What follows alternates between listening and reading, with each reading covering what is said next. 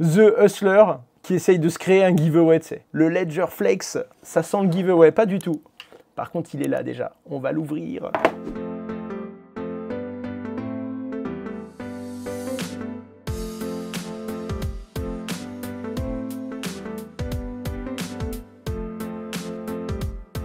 Tada a 1 milliard de market cap avant la fin du bull run. Je sais pas les gars, arrêtez. Faut arrêter de s'imaginer un truc comme ça en mode allez, ça va faire x20, sans risque. Non, c'est pas possible. C'est toujours possible évidemment parce que ça arrive dans les cryptos, mais je prendrai pas l'engagement que ça va monter à 1 milliard de dollars d'ici la fin du bull run, en plus dans quelques mois, tu sais, ou dans 1 an et demi. Tranquille, vas-y tranquille. Sois content quand tu fais x2 déjà. Si ça fait pas x20, c'est ta faute. Est-ce que tu verrais le Dodge à 200 $ après le bull run? J'ai all-in dessus.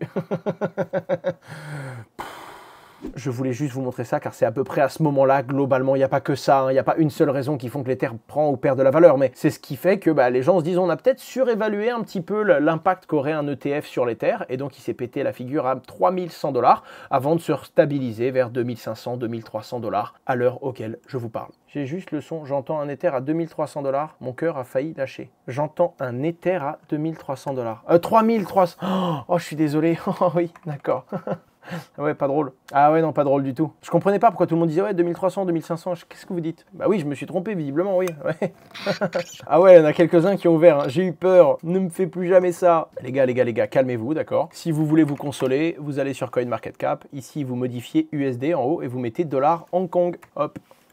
Tac. Et là, vous faites des screens et vous envoyez ça à vos amis en mode j'ai été propulsé en 2037. Je t'envoie quelques screens pour que tu puisses composer ton portefeuille. Surtout ne le dis à personne. Mais l'USDC va des pegs dans le bon sens cette fois. Si seulement. Le mieux c'est dans l'open space. Tu fais la blague comme ça quand t'as 50 personnes. T'en as un qui regarde entre deux trucs, il regarde l'écran, il voit le prix du bitcoin et là il se lève, il fait les copains, regardez. Pourquoi tu regardes tous les jours les cours? Ah, je regarde... Oh, non, ça m'arrive jamais. Moi, les cours, j'ai un écran sur les murs. Là-bas, j'ai un écran sur le mur là. On a un écran dans l'open space. J'ai des écrans dans presque toutes les pièces. J'ai des notifs quand ça bouge trop fort. Et on a une application où nous-mêmes, on envoie des notifs quand ça bouge. C'est mon métier de suivre le cours des crypto-monnaies. Alors, ça veut pas dire que je suis toutes les cryptos tout le temps. Mais en tout cas, si là, maintenant, tout de suite, t'es un CoinMarketCap et tu m'annonces 50 cryptos et je dois donner le prix, tu vas te rendre compte que je suis quand même sacrément refresh. On va dire, le bouton F5 est appuyé régulièrement sur mon CoinMarketCap. Les amis, nous sommes à peu près 1350 sur ce live et on arrive dans le petit moment où je vais être absorbé par la caméra, je passe en full cam et je vais tout simplement vous parler de ce qui s'est passé à Nashville parce que je pense que c'est ça qui a soutenu et qui a poussé le prix du Bitcoin plus haut qu'Ether cette semaine, parce que je pense que c'est ce qui vient de confirmer ce qu'on pensait au niveau des élections américaines et que si on a un bull run en fin d'année, ça peut être vraiment sale. Ça peut être vraiment sale parce que là, il commence à y avoir pas mal d'alignements de planètes et il est possible que ce soit assez violent ce qui est en train de se passer. Pendant 3-4 minutes max, les amis, je ne vais pas voir le chat, je vais vraiment être 3-4 minutes max, 5, 6. Généralement, je dis à dis-moi, je te fais une vidéo 5 minutes. Vega Management, ils reçoivent 19 minutes de rush. Ils disent ouais, on va te monter ça pour demain, ouais, on va faire ce qu'on peut surtout. En parallèle de ça, je m'équipe. C'est parti, je lance le live ici. Oh, super effrayant le bruit. Les amis, je passe en full cam. C'est parti, c'est un moment de direct pour vous. Et puis s'il y a des petits trucs à couper au montage, vous aurez le vrai du vrai, le contenu brut, le diamant avant qu'il soit taillé. Allez, c'est parti.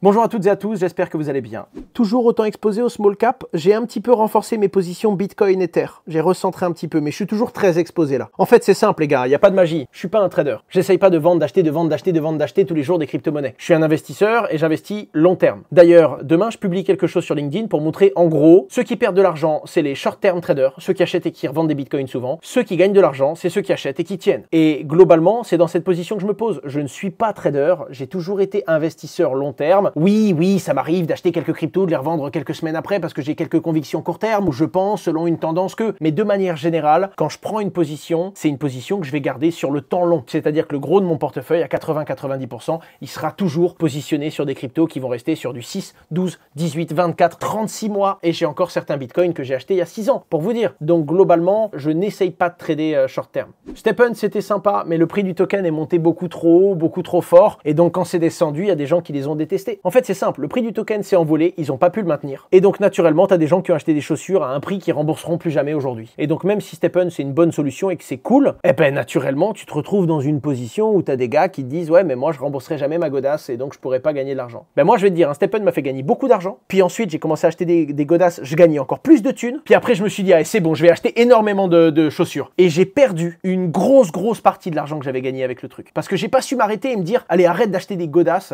Pourtant, moi, je marchais beaucoup en plus. Le Ledger Flex. Alors, pour faire très simple et pour aborder le Ledger Flex, vous le savez, Ledger a annoncé un nouveau device, le Ledger Stacks. J'ai fait une vidéo dessus sur ma chaîne principale. Je le trouve vraiment particulièrement bien. C'est stylé, c'est une ergonomie qui est... Enfin, je trouve que c'est un très bel objet. Il y a une réalité, et il faut vraiment commencer par ça, que vous ayez une clé Ledger Nano S, Nano X, ou que vous ayez un Ledger Stacks, on parle des mêmes critères au niveau de la sécurité du device. Vos crypto-monnaies ne sont pas plus ou moins en danger que vous ayez une pièce ou une autre. Ça n'augmente pas la sécurité que propose en fait tout simplement l'appareil. Par contre, d'un point de vue ergonomie, c'est stylé. Déjà, c'est le format d'une carte de crédit. Hein. C'est extrêmement fin, pas aussi fin qu'une carte de crédit, mais pour le coup, c'est le format d'une carte de crédit. Et ça change un petit peu avec la clé Ledger. Le but, c'était de casser cette image purement numérique qu'on allait avoir en mode la crypto-monnaie, ça se conserve dans une clé. C'était leur objectif. Mais, problème, je ne vais pas vous refaire tout le dessin, je vous renvoie vers la vidéo sur ma chaîne principale, mais pour faire simple, ça a été une catastrophe à produire. Quand je vous dis une catastrophe, c'est qu'aujourd'hui, si je vous dis pas de bêtises, un appareil sur deux qui sort d'usine ne fonctionne pas. Donc très dur au niveau de la production et pour le coup catastrophique pour tenir les délais. Ils ont plus d'1 an et demi de retard sur les livraisons. Ils sont encore en train de livrer les stacks aujourd'hui et c'est la galère pour eux. Et je vous le dis sans prendre de risque, parce que c'est mon analyse, mais ils vont devoir les vendre très cher. Quand tu as une chaîne de production et qu'un device sur deux sort avec un écran qui marche pas, tu te retrouves à devoir en produire deux pour en vendre un, et donc tu vas les vendre hors de prix. Je pense que ça va dépasser peut-être 400-500 euros, j'en sais rien, on verra bien, mais pour moi, ceux qui les ont eu en prévente à 270 $, vous reverrez pas le Stacks à ce prix-là. Par contre, du coup, ça pose un problème, c'est qu'il y a quand même une idée qui est assez intéressante, l'idée d'avoir un écran sur un device, et surtout, il y a des gens qui le veulent. Et il y a des gens qui le veulent tout de suite, et qui veulent pas attendre. Et c'est pour ça qu'ils ont créé un entre-deux et qu'ils ont annoncé tout simplement le Ledger Flex. Je vous le rappelle, si jamais un jour vous achetez un Ledger, quel que soit le produit, n'hésitez pas à passer par le petit lien qui est en dessous là sur Twitch. Voilà, donc il est à 399 €. Et c'est pour ça qu'ils ont sorti et qu'ils ont annoncé le Ledger Flex. Alors Ledger Flex, il a deux choses différentes. Déjà, selon moi, il est un petit peu moins sexy que le Stacks, mais pour le coup, ça reste un très bel objet. Il est un petit peu moins fin. Bon, il y a quand même des petits détails qu'on reconnaît, le petit cliquetis quand on l'allume. L'écran est un petit peu plus réactif. Alors, attends, je vais...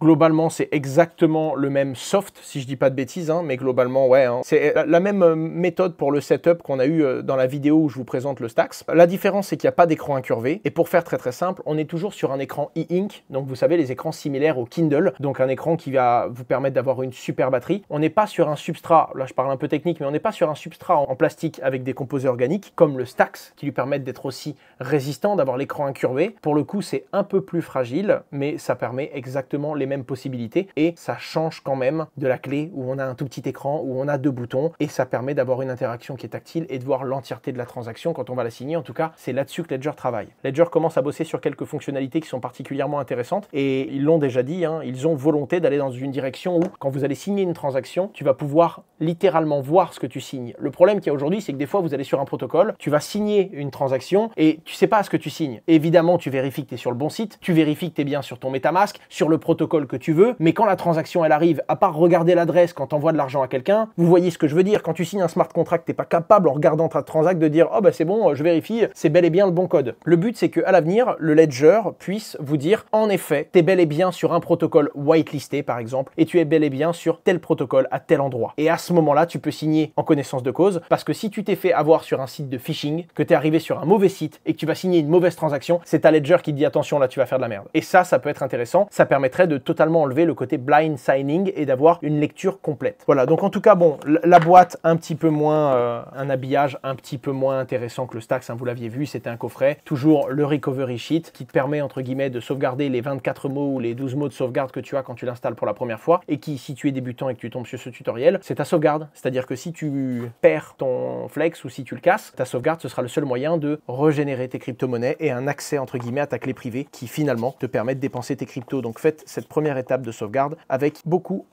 de concentration parce qu'elle est très importante. Voilà pour ce mini unboxing les amis. Globalement, je pense que vous allez en entendre parler. En tout cas, voilà, je préfère le préciser quand même. En effet, c'est pour de l'ergonomie. C'est pas nécessaire, surtout quand on est débutant, qu'on commence avec quelques dizaines ou quelques centaines d'euros de crypto. Ça donne pas envie d'acheter un device à 200, je crois qu'il est à 250 euros là. Donc naturellement, c'est cher, c'est un budget et ce n'est pas nécessaire pour votre sécurité. Écoutez, à propos de Tengem, je suis en train de discuter avec eux pour potentiellement faire une vidéo et également vous réserver une petite surprise dans l'application Tengem. Donc je ne sais pas ce que ça donnera, mais c'est possible que vous m'entendiez en parler sur mes réseaux aussi. J'ai également un device là avec la bague qui permet de signer les transactions et les cartes. Affaire à suivre. C'était un petit passage, je voulais quand même vous le montrer, ça ne méritait pas une vidéo chaîne intégrale, surtout que je vous ai présenté le Stax il n'y a pas longtemps, mais je voulais quand même que vous puissiez le voir.